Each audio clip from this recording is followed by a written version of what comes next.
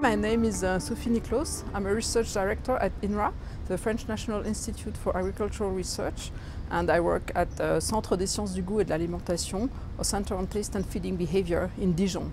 So my research is about eating behavior in children, and I am also the mother of one. Since I started to study eating behavior in children, my research really showed the importance of the early years in the making of eating behavior. And my most recent research also shows the importance of pleasure in building, sustaining healthy eating behavior in children. It's very important for me to put alimentation forward. So what is alimentation? It's a French word, so it encompasses different functions of eating. So from my point of view, alimentation is about sustaining nutritional needs, of course. That is a basic function. But it is also about delivering pleasure during eating situation. It's also about contributing to one's identity, and it also contributes to socialization, that is how we eat together, how we live together. I think we can do a lot more to help parents steer their children towards healthy eating, and this has to happen during the early years because that's really the important years for the building of healthy eating behavior. During these years, parents have to be aware that children will basically learn all the aspects of their eating behavior, or the key aspects. So this relates to what to eat, how to eat, how much to eat, and in which context and with which persons to eat. First, parents need to be aware that eating behavior developed through learning. So they need to provide opportunities for the child to learn the taste of vegetables or other healthy foods. Learning may take time, and education is about being patient. So they should be ready to propose a certain food up to 10 times before the child learns to like it. It's also true in other domains such as language. For instance, parents should be ready to repeat hundreds or thousands of times for the child to say please and thank you. And it's exactly the same for learning to like the taste of vegetable. Parents should also provide healthy food in a warm feeding context, avoiding that the family table transforms into a battlefield, because that's not what they want.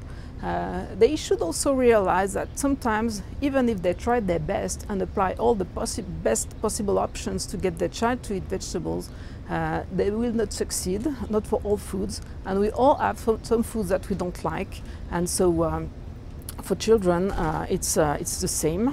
They can have things that they really don't like. Eating a variety of fruits or vegetables is important, but what is more important is really to make sure that the child achieves to like the food that are at the core of the eating habits of the family.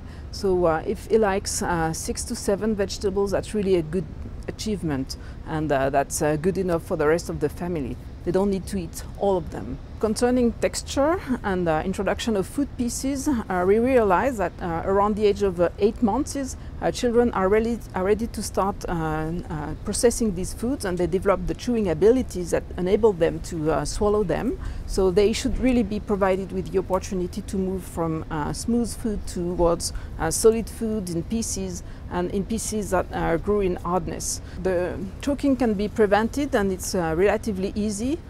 Parents shouldn't rush when they feed new textures to their children. They should feed them at a very slow pace so children can really process the food.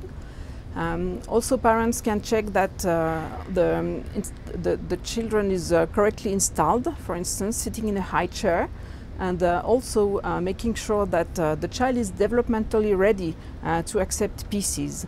That is able to sit by himself or herself without support. That's an important point. Healthy eating means eating the right food, but also in the right amount. And in this regard, children really need to be trained to eat according to their own appetite. This means that parents need also to learn how to let their child self-regulate their appetite and not forcing them to eat. And this can start very early at weaning, and even before, during the milk feeding period. For instance, parents sometimes they want their child to finish a bottle, but then this overrides the internal signals of hunger and satiation. So this is not what parents should do. They should really pay attention to what their child is eating, signs of food refusals, and adapt to this refusal and stop feeding the child to really avoid overriding these natural signals of hunger and satiation. This means that parents need to watch their child while they eat and not force feed them, and they should also not provide food when they say they're not hungry, and they should respect also when they say they're full.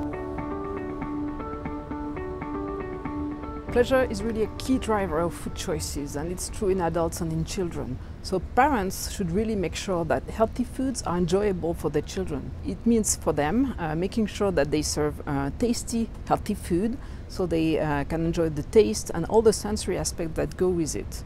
Parents should also model healthy eating healthy food themselves so that the child can learn by imitation which foods are good to eat. This can also provide an opportunity for eating together, talking about food, which also relates to pleasure and helps building symbolic values around pleasure. Parents should also promote the symbolic value of healthy foods by promoting their consumption in all eating occasions, including, for instance, celebrations.